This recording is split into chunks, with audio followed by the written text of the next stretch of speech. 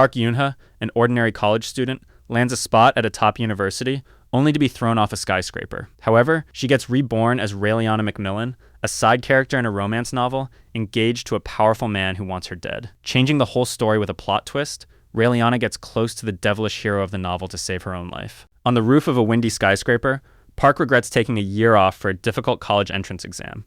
However, a notification on her phone soon turns her world right side up. She passed! But this happy girl is unable to celebrate this life-changing moment. Right as she is shedding tears of joy and relief, someone pushes her off the roof of this skyscraper. While falling to her death, Park remembers a fortune teller revealing her life would be very short. With her loved ones in mind and no time left, the hardworking yet unlucky Park accepts her fate. However, God sheds some kindness to our heroine, who opens her eyes in a new world. Park, now Raliana Macmillan, the daughter of a young noble, stares out the windows of her house with her mind filled with nothing but confusion. Raliana gets dressed by maids while admiring her own beautiful reflection in the mirror. Then, she heads downstairs to have breakfast. Before she can greet her parents, Raliana's cute younger sister, Rosemary, rushes to hug her. After doting on her sister, Raliana sits to eat with her parents. Her father, John Macmillan, is a newly rich noble. Both of Raliana's parents are loving, and her life would be perfect, but sitting at the table, Raliana remembers that she is a side character.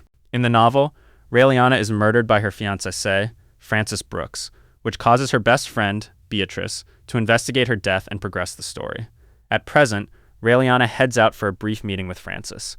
She wonders how to break her engagement with this greedy man who is trying to gain her parents' sympathy after her death to take over the Macmillan family business. Thus, she tries the most straightforward method, asking her fiancé to break up.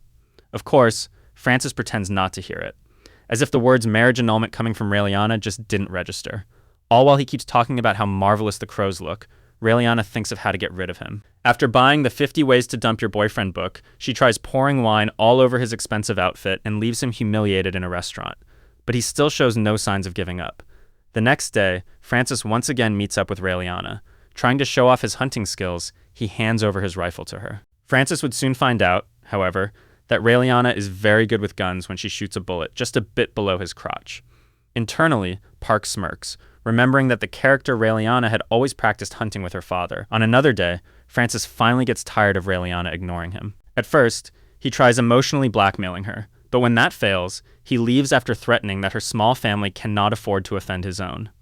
Later that night, Raliana is at a ball, desperately wondering how to get Francis off her tail when she sees her escape route. Noah Winknight, a Duke of the Kingdom, descends down the stairs in front of her. Park remembers that in this world, the older generations of nobles wished to pass down a law to restrict the younger generation from becoming nobles. However, to make this law official, they needed the sovereign's seal, which had gone missing.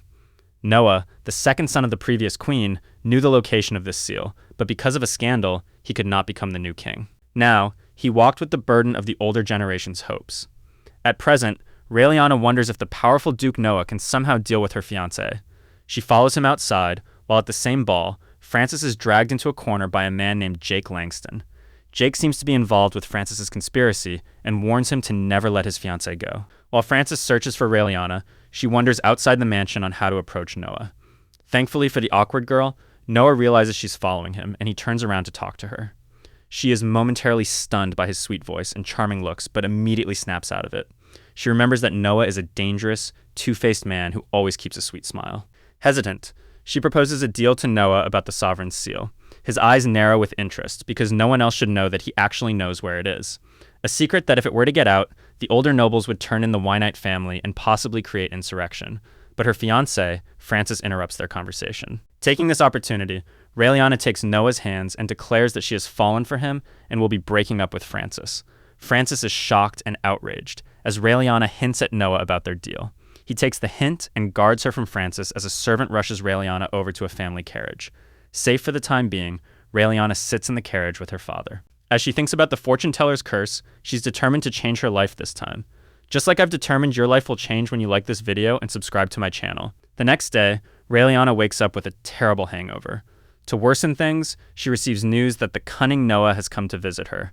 Gritting her teeth, she gets out of bed to face the difficult day ahead of her. After greeting Noah, Raliana heads to the library to find a book. Maids from the family notice how Noah, who refused the beautiful villainess, Vivian Shamal, is now paying attention to their plain young lady.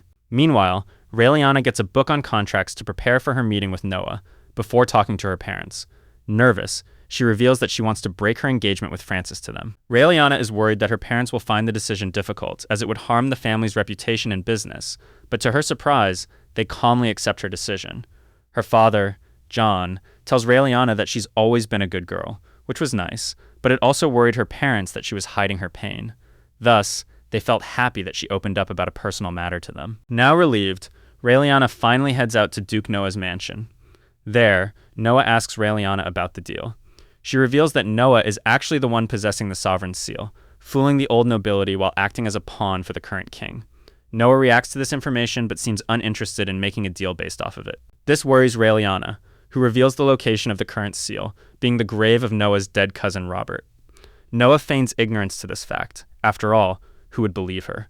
So she gets up to leave. As she gets to the door, she hopes Noah would change his mind, but no such thing happens. Thinking about what to do, Raliana suddenly remembers a crucial bit of information. She tells Noah that the second son of a certain powerful noble family would become the leader, and not the eldest one, which could be useful information if Noah wants to win that family over. Noah, intrigued by her words, stops Raliana from leaving, and agrees to make the deal. Noah then learns that Raliana wants him to act as her fiancé. She explains that she needs this to avoid her death at Francis's hand. However, Noah questions her source, learning that she can't reveal it obviously. I read that in a romance novel about this world isn't a really convincing idea. Raliana bravely threatens to leak his info, but Noah mocks her cute attempts at blackmailing him without any leverage. He decides to sign her contract, though with the condition that she would also appear as his fiancée wherever needed. Raliana is a bit surprised by how easy it was, but would find out soon what kind of man she has gotten involved with. Later, she reads a paper, learning that the Brooks family is demanding compensation from her family for breaking the engagement. She realizes her deal with Noah might have been pointless before getting freaked out by the silent man named Adam assigned by Noah to watch her. Raliana gets freaked out by the silent assassin, remembering that he is an exceptionally talented and loyal young warrior. One of the maids in her house also gets shocked by the silent knight, but Raliana chides her for being rude. To apologize, the maid gives Raliana some sweets she made. Outside, Raliana greeted by her sister Rose, who rushes to hug her. Rose tells Raliana that she has been praying for her happy marriage with the Duke and is sending her wish in a balloon. Overwhelmed by her cuteness, Raliana hugs her sweet sister. Unfortunately, when Rosemary lets go of her balloon, it gets stuck in a tree. The girl gets worried that by the time the balloon is set free, it will have forgotten her wish. Then, unexpectedly, the quiet Adam displays a soft side and cuts the balloon free with his sword. Rosemary thanks him with a treat, which Adam accepts with slight excitement. Seeing this, Raliana asks if he likes sweets, which he admits. From this, she realizes that being a child soldier, Adam has never had simple joys, and hands the knight the whole bag of sweets she received.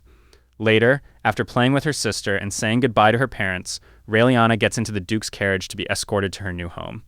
Once Raliana reaches the mansion, she is greeted by the friendly old head butler, Gideon. This butler initially appears to be welcoming, but immediately reminds Raliana of her place as a low-level noble by revealing the grand mansion's ancient history. Raliana later collapses in bed, terrified that she might accidentally break a national treasure in this huge home, but Noah's cool voice comforts her.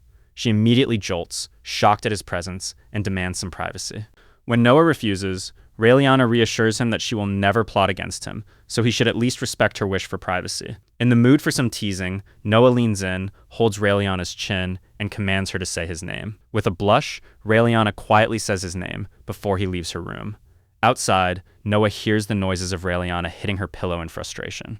He chuckles, clearly pleased with her cute reaction, and asks a nearby Adam for his opinion on her.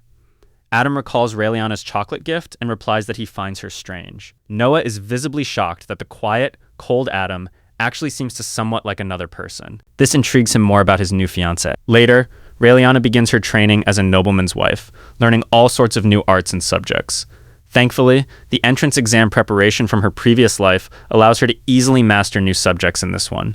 After 2 weeks of this boring routine, Raliana finds herself sitting in her room, bored, when Noah unexpectedly appears. Seeing a leaf landed on her head, he asks if she'd like some jewels instead. Raliana blushes, annoyed by his teasing, when Noah reveals some flowers for her. Of course, he doesn't give them to her without some teasing. He then tells Raliana that they'll soon attend a ball where he plans on announcing their engagement. Raliana is shocked by the sudden news, but has no time to react as an eccentric makeup artist, Nick, comes into her room. Raliana is startled at first, but immediately warms up to the friendly man. Nick is great at hiding all the dark circles under her eyes and transforms Raliana's face. She is truly impressed by his skills, and Nick then tells her about two very popular smiles in the country, Noah's cool poker face smile and Vivian Shamal's seductive one. He then gets Raliana to smile for him, teaching her to smile as if she's shooting the person she hates most sheesh. That's a rough but very effective way of getting a bright smile. Raliana pictures shooting her damned ex Francis and immediately starts grinning like a proper maniac. Afterward, she gets her hair done and dresses up, truly looking like a gorgeous princess. As Raliana then heads downstairs to meet Noah, she meets Adam. She asks him if she looks good, but Adam remains silent. Disappointed, Raliana leaves, while Adam stares at her beauty in shock. Inside Noah's study, Raliana greets him. Noah coolly tells Raliana about their carriage while handling their papers, but when he looks up at her, he immediately freezes. Raliana stays silent, expecting a compliment or some teasing, but to her disappointment, Noah quietly leaves. The butler Gideon whispers into the displeased Raliana's ears that Noah is just being shy because of her beauty. Raliana blushes, unable to believe that the devilish Noah would be affected by her charm. As Raliana gets into the carriage with him, in another noble mansion, we get to see the beautiful Vivian Shamal leaving for the ball as well. Back to Raliana, she gets to see the trademark Noah Winknight smile once more in her carriage. After arriving at the grand mansion, Raliana follows Noah, who instructs her to stay within his sight. Surprised at this order, Raliana turns around to see even more guards, shocked at Noah's apparent mistrust of her. At the ball, everyone is amazed by Raliana's looks. As other nobles whisper in envy, Raliana is greeted by an old noble, who congratulates the couple. Noah pretends to be incredibly grateful for his fiancée, as Raliana laughs at his two-faced behavior inside. From a nearby whisper, she learns that Vivian Shamal will also attend the ball. Leaving her no time to think, some charmed nobles invite Raliana for a dance. However, they are all turned away by her fiancé, Noah, as Raliana laughs inside at his acting. Noah takes her hand, and the pretend couple begins dancing closely while the impressed audience watches them. Both Noah and Raliana bicker back and forth, as Raliana tries to tease Noah by stepping on his foot.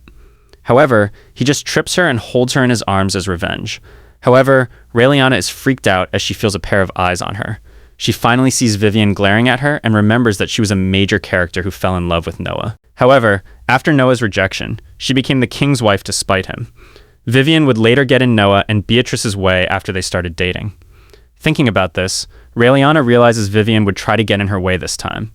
At this moment, Noah also asks Raliana to keep acting as her fiancée, saying he needs her to get close to the old Marquise's wife, Eratiel. Apparently, the young lady is part of a women's group where many important facts about the nobility are discussed.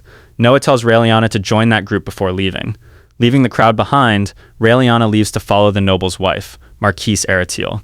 Pretending to slip and spill a drink on her hand, she starts a conversation with her. However, when things are looking smooth, Raliana is greeted by the dreaded Vivian. The cold beauty starts elegantly mocking Raliana for being a poor savage, but Raliana retorts with her impressive accomplishments and Vivian's older age.